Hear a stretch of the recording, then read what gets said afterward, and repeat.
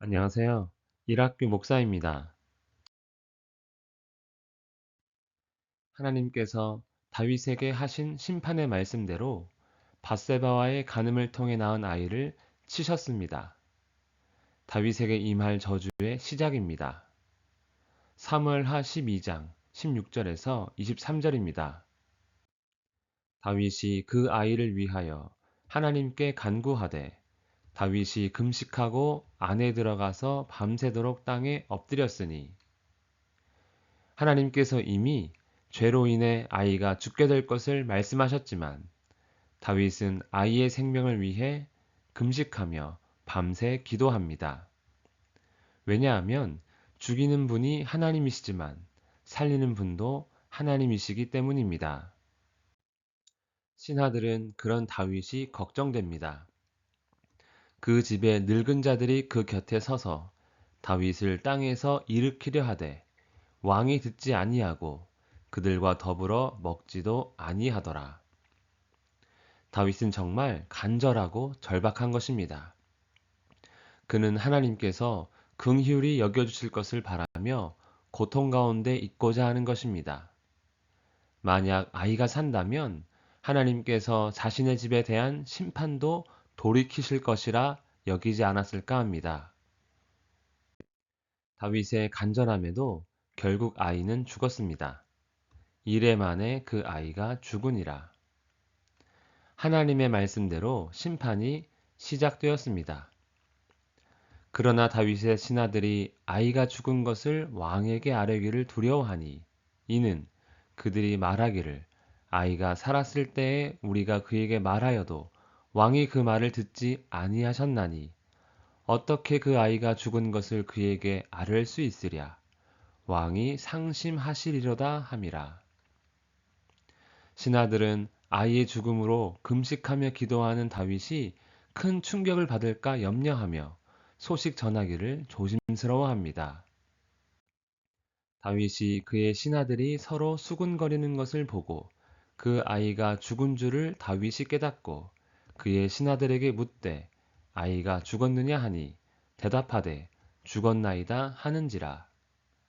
다윗은 신하들의 모습을 보고 아이가 죽었음을 알았습니다. 다윗은 자신의 간절한 기도를 들어주시지 않은 하나님께 실망했을까요?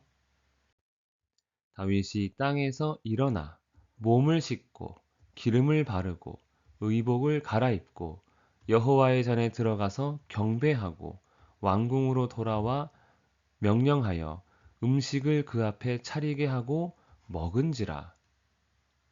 놀랍게도 언제 그랬냐는 듯 몸을 씻고 옷을 갈아입습니다. 고통 속의 금식이 끝나고 일상으로 돌아왔음을 나타내는 것입니다. 그리고 하나님께 경배합니다. 즉, 아이의 죽음이 원망이 아닌 하나님의 주권이요. 자신의 죄로 인한 것임을 인정하는 것입니다. 다윗은 왕궁으로 돌아와 음식을 먹습니다. 어떻게 보면 정말 이상한 변화입니다.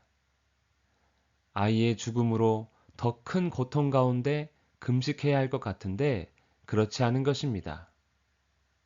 하지만 생각해보면 다윗은 아이의 죽음을 받아들이고 다시 이스라엘의 왕으로서 주어진 자신의 삶으로 돌아온 것입니다.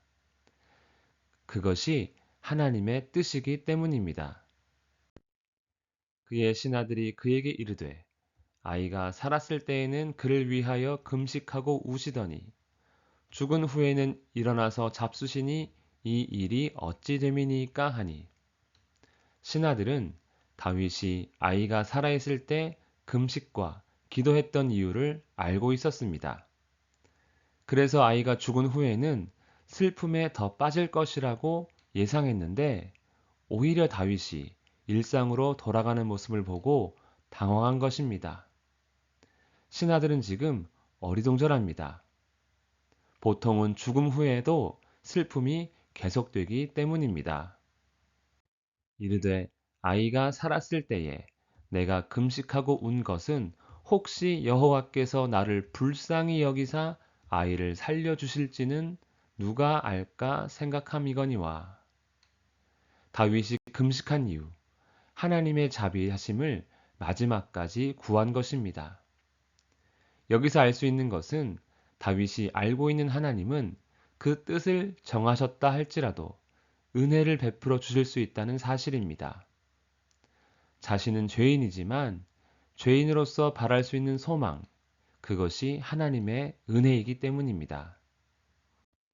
지금은 죽었으니 내가 어찌 금식하랴? 내가 다시 돌아오게 할 수 있느냐? 나는 그에게로 가려니와 그는 내게로 돌아오지 아니하리라 하니라.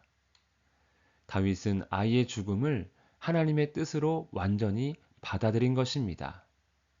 오히려 죄 아래 인생의 모습이 어떠한지를 말합니다. 그럼에도 다윗은 죽음으로 인한 슬픔에 머물지 않고 하나님의 뜻에 따라 자신의 원래의 삶으로 돌아온 것입니다.